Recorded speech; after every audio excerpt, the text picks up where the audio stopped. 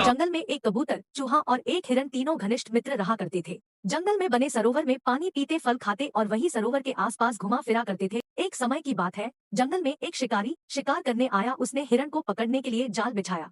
काफी प्रयत्न और मेहनत से शिकारी ने जाल को छिपाकर लगाने सफलता पा ली। शिकारी के जाल में हिरन आसानी से फंस गया। इस पर कबूतर ने कहा, घबराओ मत मित्र, मैं देखता हूँ शिकारी कहाँ है और कितनी दूर है। मैं उसको रोकता हूँ जब तक हमारा मित्र चूहा तुम्हारे जाल को कुतर देगा और तुम जल्दी से निकल जाओगे।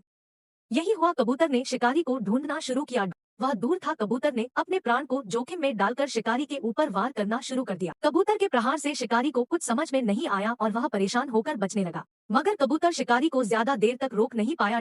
शिकारी ने जल्दी ही कबूतर पर काबू पा लिया और वह जाल की ओर आया। यहाँ चूहे ने जाल को लगभग काट दिया था। अब हिरन आजाद होने वाला था। तभी शिकारी वहां पहुंचा। इतने में कबूतर का एक झुंड वह जल्दी से आकर उस शिकारी के ऊपर ताबड़तोड़ आक्रमण कर दिया। इस आक्रमण से शिकारी घबरा गया।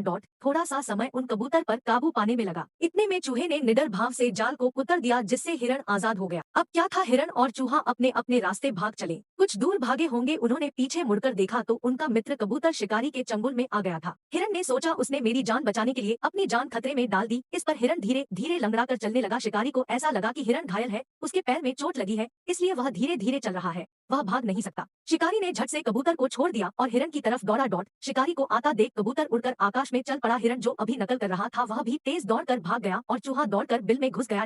इस प्रकार तीनों दोस्तों की सूझबूझ ने एक दूसरे की रक्षा की। नैतिक शिक्षा, आपसी सूझबूझ और समझदारी हो तो किसी भी मुसीबत का सामना किया जा सकता है।